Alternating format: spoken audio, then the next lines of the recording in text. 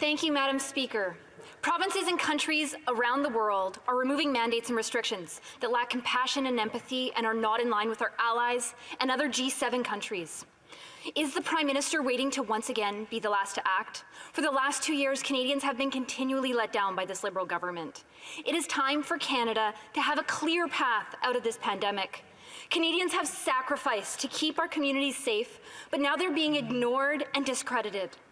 When will they stop dividing and end the mandates? The Honourable Parliamentary Secretary. The reality is we'll continue to do what's right for Canadians and keep people safe throughout this pandemic. Thank you, Madam Speaker. Unfortunately, there are no gold medals for spin doctoring. This Prime Minister has stumbled from failure to failure on the COVID-19 response, and he seems to have forgotten the most pressing need for Canadian families: a foreseeable and successful return to normal public life. Yeah. Instead of dismissing and stigmatizing Canadians who voice valid concerns, he needs to rise above politicizing this pandemic and provide answers. When will the Liberal government stop alienating those he disagrees with and find a way to— Honourable Parliament. This pandemic is not over, and we need to continue to trust science, encourage our neighbours to get vaccinated. Madame la Présidente. Madam Speaker, nearly 2 years have gone by, and Canadians have held on to make it through this pandemic. It's time for the government to table a plan to allow citizens from all walks of life in our country to plan a return to a more normal life. We ask them to stop playing political games. The government must have a plan for reopening. Let's give Canadians some hope. When will the plan be tabled? Leader of the Opposition. So I have a question for the Prime Minister, because he's talking about vaccinations. We all support vaccines, and 90%, as he has said, 90% of Canadians have been vaccinated. Yep. Is he suggesting that unless 100% of Canadians are vaccinated, he's not even going to consider opening up and lifting restrictions? Yeah. Is that what he's trying to tell us? 90% is good for us, and I would say other countries in the world who have less vaccine uptake. Is he saying he's not going to do anything until 100% of Canadians are vaccinated? Really?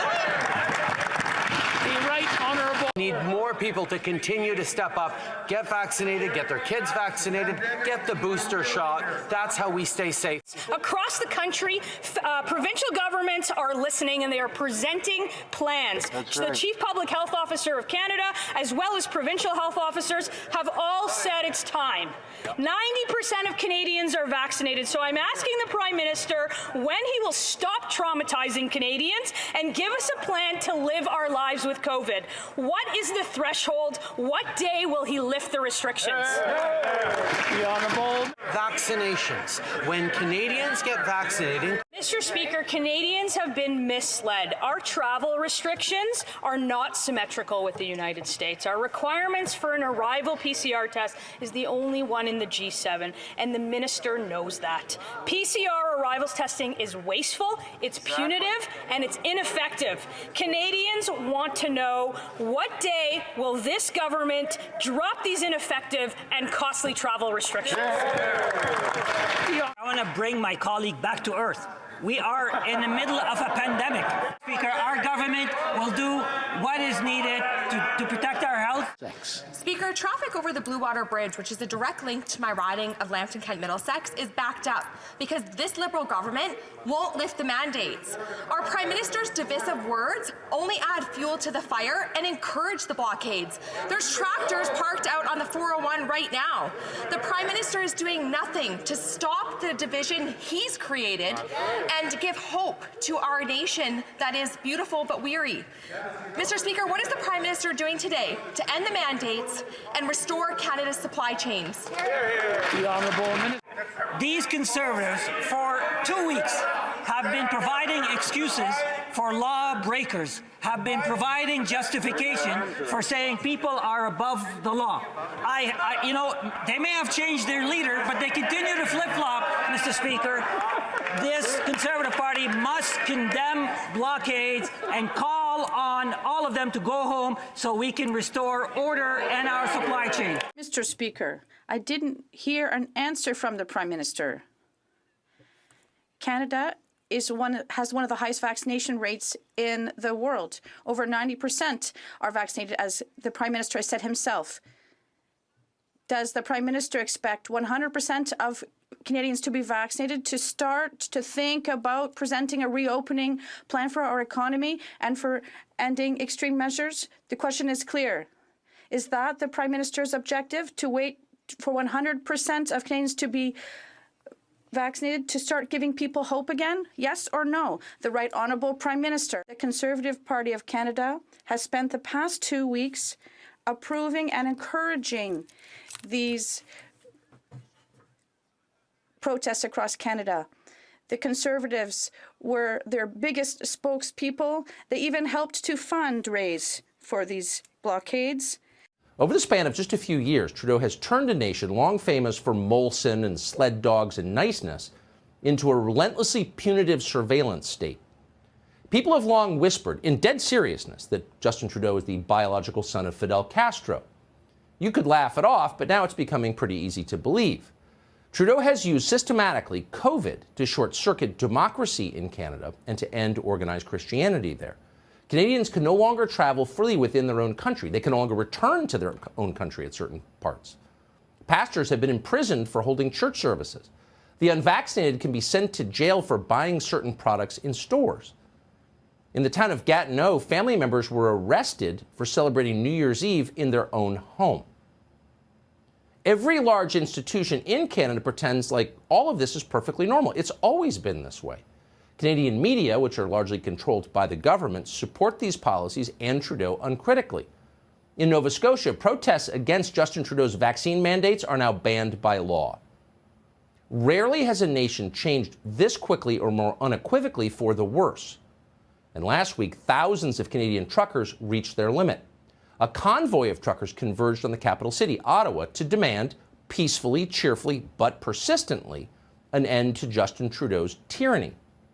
Justin Trudeau's response to this display of democracy, he fled the city. Trudeau evacuated his official residence and hid in an undisclosed location. He is still cowering there tonight. Will he come back? Has he abdicated? Will Canada be ruled by a junta of truckers? Well, not at this point. He emerged by video conference from his lair to declare that Canadian citizens who disagree with him are in fact attacking democracy. Watch. There is a right to protest. There is a right to make your voices heard loudly and clearly. But there is not a right to shut down our democracy, our democratic processes. There is not a right to abuse, intimidate, and harass your fellow citizens. So expressing your views is an attack on democracy. And by the way, how dare you express your views as if you were free people? That's tyranny. Democracy is when you obey like serfs. Trudeau just effectively said that. And then because he has no self-awareness whatsoever, Trudeau announced that he's contracted COVID, which is perfect. In other words, take this shot or else, as you can see from the fact I am now sick, it works perfectly. If Canada weren't a country, it would be a remarkable dark comedy.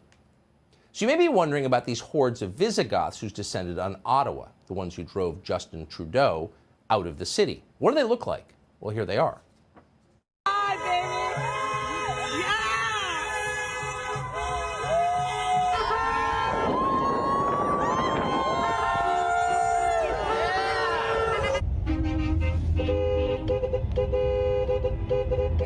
I love you too.